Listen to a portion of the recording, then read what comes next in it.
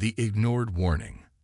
The Great Assembly Hall of the Galactic Federation stretched like a vast amphitheater beneath the twin suns of Nexus Prime. Crystalline walls pulsed with soft blue light, while hundreds of delegates from across the galaxy filled the curved seating tiers.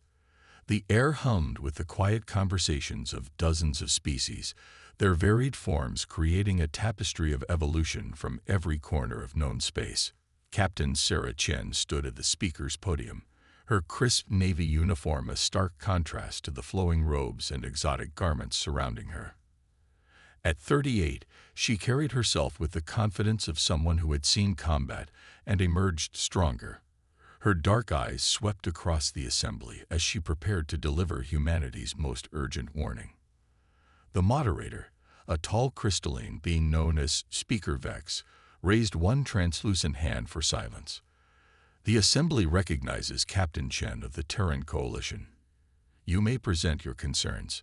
Sarah activated the holographic display, showing detailed star charts and surveillance footage. Honored delegates, humanity brings urgent intelligence regarding the Exarathi Empire's activities in the Outer Rim territories.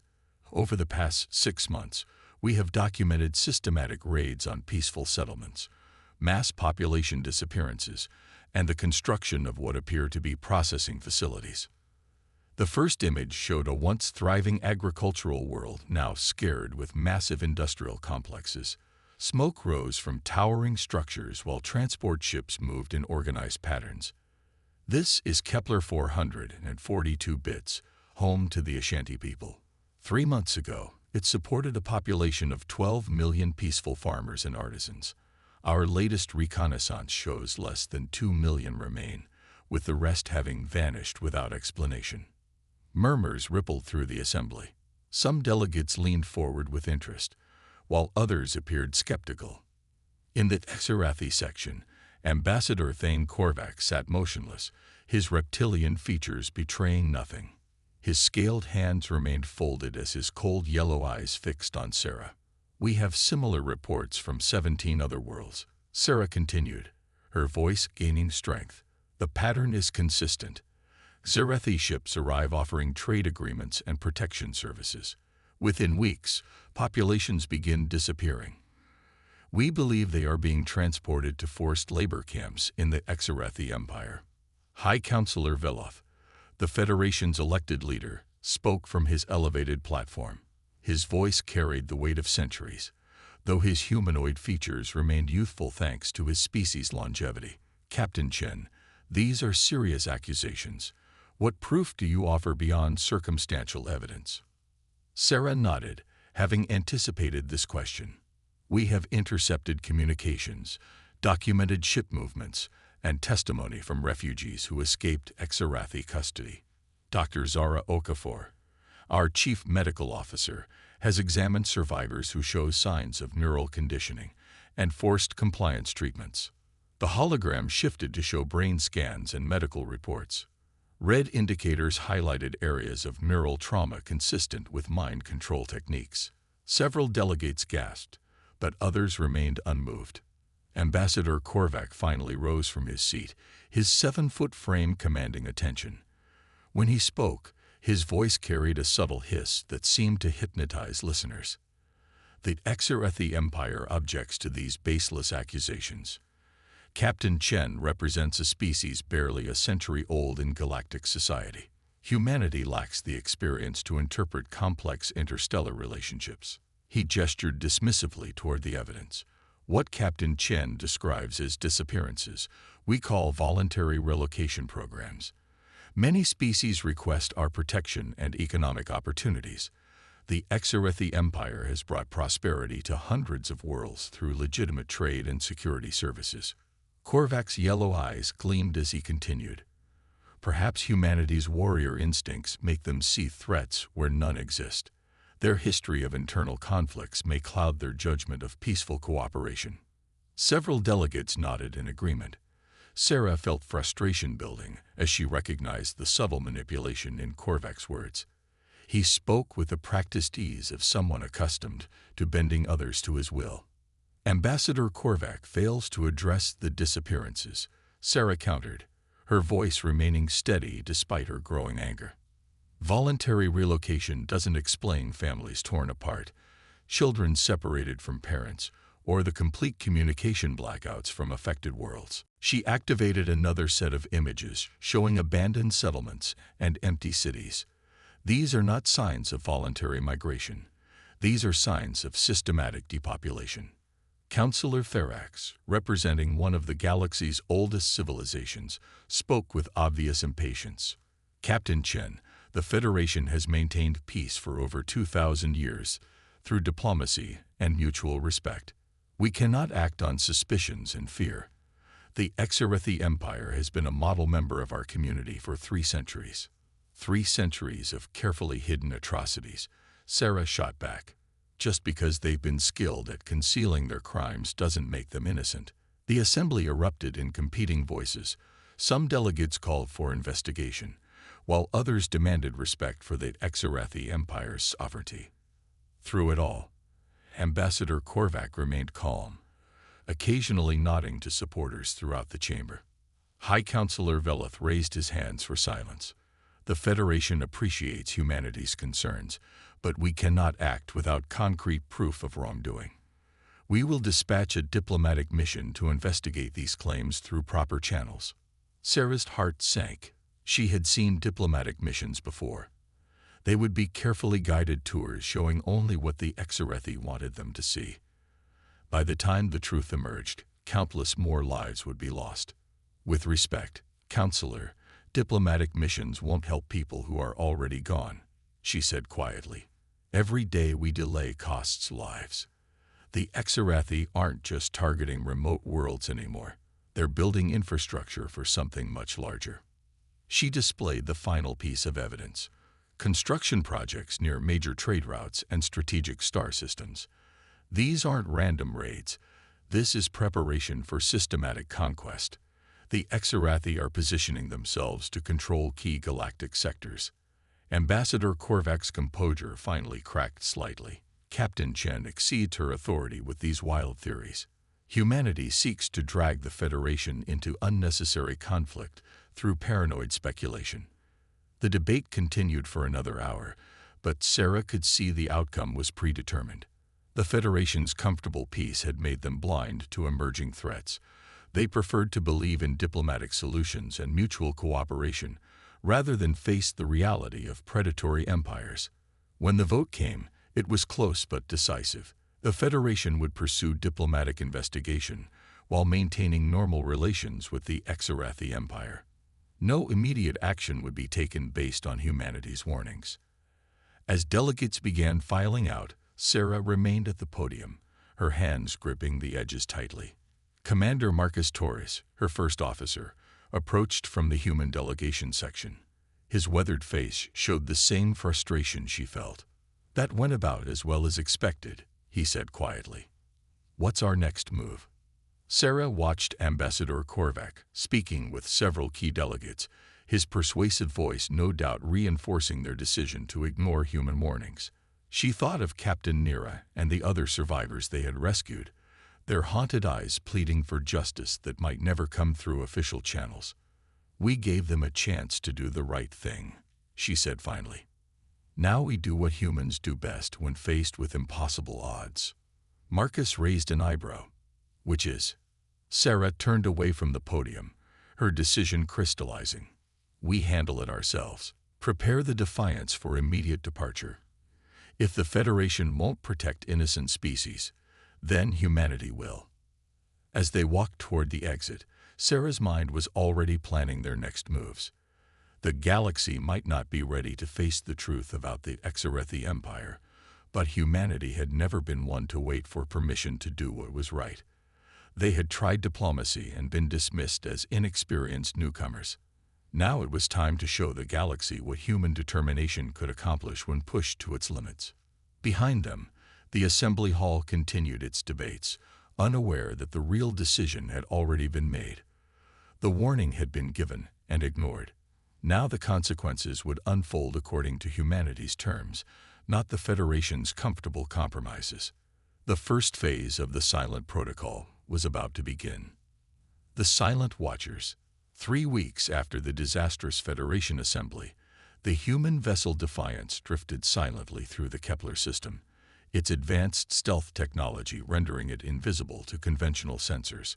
Captain Sarah Chen stood in the ship's observation deck, watching the planet that had haunted her dreams since presenting evidence to the Federation. Kepler 442 bits no longer resembled the peaceful agricultural world she had shown in her presentation. The surface bristled with industrial complexes that glowed with unnatural light against the planet's natural beauty. Massive transport ships moved in steady streams between the surface and orbital stations, carrying their mysterious cargo toward unknown destinations. "Captain, we're receiving the data from our reconnaissance drones," reported Lieutenant Jake Morrison from the bridge.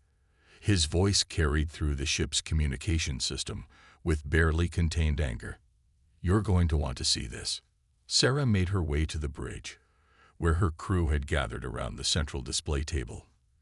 Commander Torres stood beside Dr. Zara Okafor, both studying the incoming footage with grim expressions. Chief Engineer Rosa Martinez worked at a side console, her fingers dancing across holographic controls as she analyzed the technical data. "Show me what we found," Sarah ordered. The central display activated, showing aerial footage from their stealth drones. The images revealed the true scope of the Exarathi operation. Massive rectangular buildings stretched across what had once been fertile farmland. Streams of humanoid figures moved between the structures in perfect synchronization, their movements mechanical and emotionless. "Those are the missing Ashanti people," Dr. Okafor said, her voice tight with professional anger. "But look at their behavior patterns. No variation, no individual expression. They're moving like programmed drones." The footage zoomed in on individual faces. Where once there had been the warm, expressive features characteristic of the Ashanti species, now there were blank stares and vacant expressions. Neural interface devices were visible behind their ears, pulsing with soft red light. "Neural control implants," Sarah breathed. "They're not just enslaving people, they're erasing their minds." Rosa looked up from her console, her face pale. "Captain, the power consumption patterns suggest this isn't just about labor.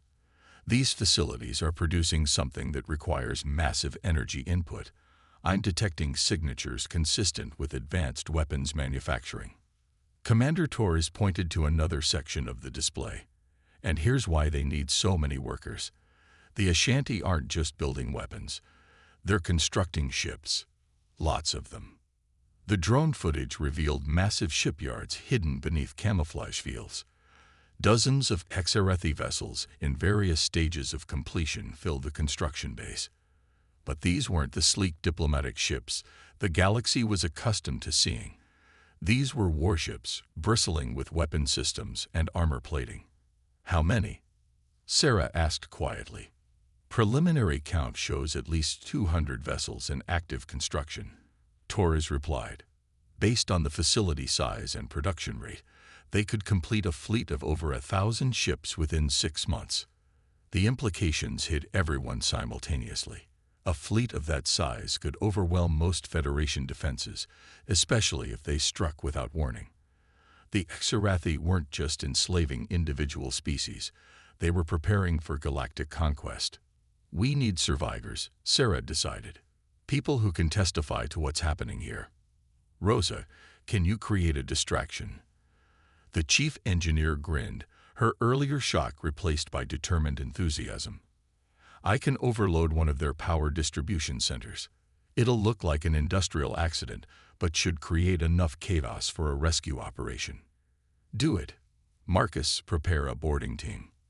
We go in fast and quiet, grab whoever we can, and get out before they know what happened." 2 hours later, Sarah led a 6-person rescue team through the darkened corridors of Processing Facility 7. Their black stealth suits made them nearly invisible in the industrial complex's dim lighting. The power outage had plunged most of the facility into emergency mode, with only essential systems maintaining minimal operation. They moved through areas that would haunt Sarah's dreams for years to come. Massive chambers filled with sleeping pods, each containing a member of various species hooked to life support and neural modification equipment. Assembly lines where controlled workers built weapons with mechanical precision. Laboratories where HFY scientists conducted experiments on live subjects. Here, whispered Dr. Okafor, pointing to a smaller chamber. Recent arrivals. The neural conditioning hasn't fully taken hold yet. Inside, they found 23 beings from multiple species, all showing signs of recent capture. Most were unconscious from sedatives, but one figure stirred as they entered. A female Ashanti, her golden skin marked with bruises and injection sites, looked up with eyes that still held intelligence and hope. "Who are you?" she whispered in accented Standard Galactic. "Friends," Sarah replied quietly. "We're getting you out of here." The rescue proceeded smoothly until they reached the facility's exit. Alarms suddenly blared throughout the complex as emergency lighting bathed everything in red. Xerathi security forces poured from hidden positions, their weapons trained on the human team. "Drop your weapons and surrender the specimens," commanded the lead Xerathi officer, his translator rendering his hissing speech into cold, mechanical words. Sarah's team formed a protective circle around the rescued prisoners. They were outnumbered 3-1, but she had faced worse odds before. "The only thing we're dropping is the pretense that your empire is anything but a collection of slavers and butchers." The Xerathi officer's scaled features twisted into what might have been amusement. "Humans, your reputation for foolish bravery precedes you. You cannot stop what is coming.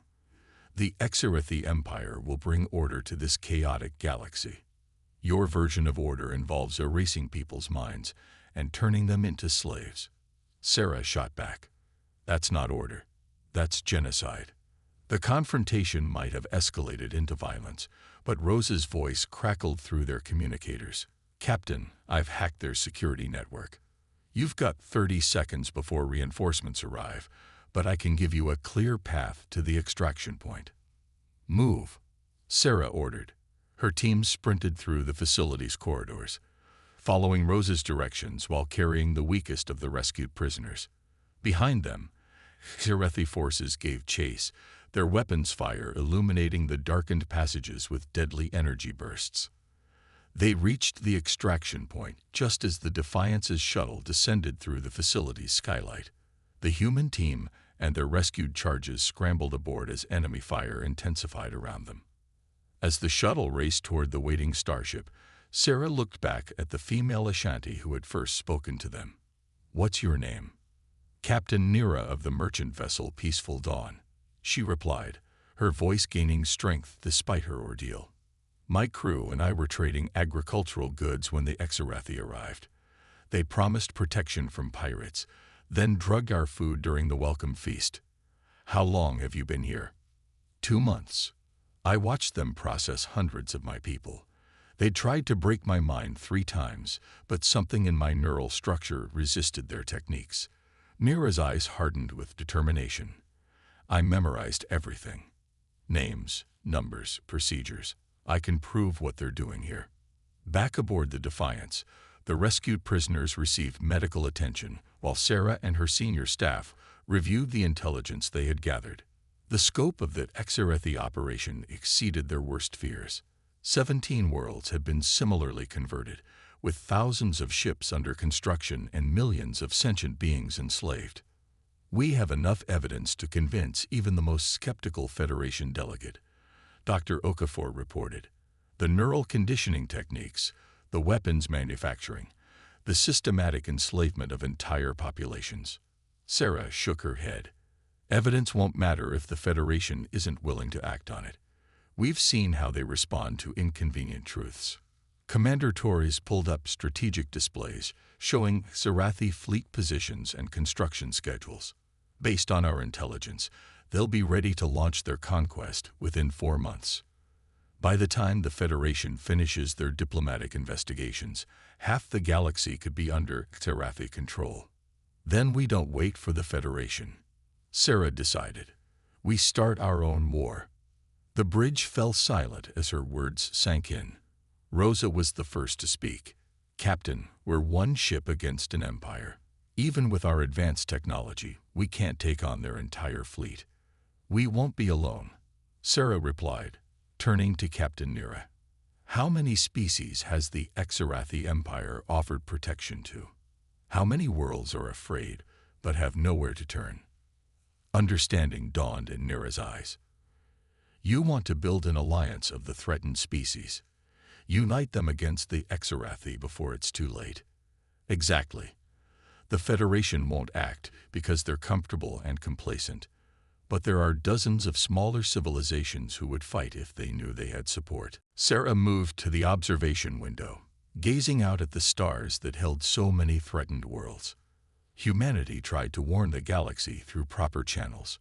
We were dismissed as inexperienced newcomers who didn't understand galactic politics. She turned back to her crew, her expression hardening with resolve. Now we'll show them what happens when you ignore a human warning.